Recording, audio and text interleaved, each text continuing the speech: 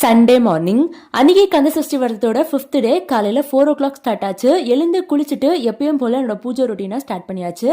எல்லாருக்கும் கந்த சஷ்டி விரதம் எப்படி போய்கிட்டு இருக்குன்னு சொல்லுங்க.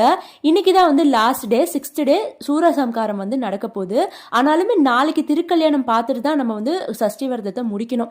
இருந்தாலும் இன்னைக்கு ஈவினிங் மேல சூரசம்காரம் பார்த்துட்டு வீடெல்லாம் கிளீன் பண்ணிட்டு ஒரு வாட்டி வந்து தலைக்கு அகைன் வந்து குளிச்சுட்டு அதுக்கப்புறமா தயிர் சாதம் செஞ்சு சாமிக்கு வந்து படைங்க. பிகாஸ் இன்னைக்கு முருகர் சூரர்கிட்ட பயங்கரமா போர் புரிஞ்சு சண்டை போட்டு கோவமா வந்து வீட்டுக்கு வருவாங்கன்னு சொல்லுவாங்க. சோ அதனால நம்ம தயிர் சாதம் பண்ணி அவரை கூல் டவுன் பண்ணோம் அப்படின்னா அவர் மனசோ வயிறோ குளிர்ந்து நம்ம வேண்டின வேண்டுதல் எல்லாத்துக்கும் அப்படியே ஆகட்டும் அப்படின்னு வந்து வரம் கொடுப்பாரு. சோ அதுக்காக தான் தயிர் சாதம் வந்து படைக்க சொல்றாங்க. நான் எப்பயும் போல இல்லாம இன்னைக்கு ஃபுல் டே வந்து விரதமா இருக்கேன். அதாவது காலையில சாப்பிடல, மத்தியானம் சாப்பிடல, நைட் வந்து பூஜை பண்ணி முடிச்சுட்டு அதுக்கப்புறமா டின்னர் மட்டும் சாப்பிடலாம் அப்படின்னு வந்து இருக்கேன். டின்னர் கூட தயிர் சாதம் தான் வந்து சாப்பிட போறேன். ஏன்னா ஓல் டே வந்து ரொம்ப ஹீட்டா இருக்கும் இல்லையா பாடி. ஸோ அந்த டைம்ல நம்ம தயிர் சாதம் சாப்பிட்டோம் அப்படின்னா ஓரளவுக்கு நம்ம உடம்புக்குள்ள இருக்க ஹீட்டை வந்து கண்ட்ரோல் பண்ணலாம். அதே மாதிரி காலையில இருந்து சாப்பிடாம இருந்தனால நம்ம வயிற்றுக்குள்ள பாத்தீங்கன்னா நிறைய ஆசிட் வந்து ஃபார்ம் ஆயிருக்குமா. ஸோ அந்த டைம்ல தயிர் சாதம் போட்டு அதை சப்ரஸ் பண்ணா சூப்பரா வந்து உடம்பு மேனேஜபிளா இருக்கும். ஸோ அதுக்காக தான் ஓல் டே விரதம் இருக்கும் போது ஈவினிங் மேல தயிர் சாதம் வந்து சாப்பிட சொல்றாங்க. நேற்று நான் எப்பயும் போல கரெக்டா 6 மணிக்கெல்லாம் பூஜையை முடிச்சுட்டு கொஞ்ச நேரம் ரெஸ்ட் எடுத்தேன். அகைன் 8 மணிக்கு மேல எனக்கு டான்ஸ் கிளாஸ் இருந்துச்சா. ஸோ அதுக்கு வந்து ரெடி ஆயிடுச்சு.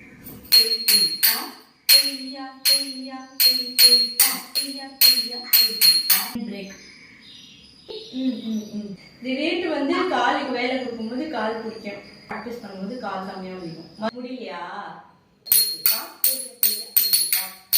நான் சைடா நின்று ஆடி கட்டுறேன். தெய்யும் தத்தல் தெய்யும் கால் வந்து தித் தித் தெய் பார்க்கணும்.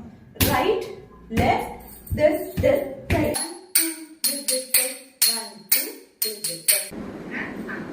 கண்டம் சௌ இந்தியா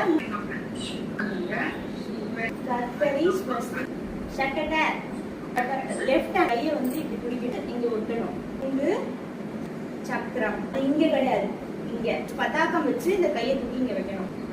கரெக்ட் கரெக்ட். தீர்மான அடக்கு இது வந்து இப்படி வச்சு ஆடுறது. இன்னும் வந்து இப்படி விடத்தக்க தரிக்கிடத்தோம் விடத்தக்க தரிக்கிடத்தோம் இப்படி சொல்லி தரேன்.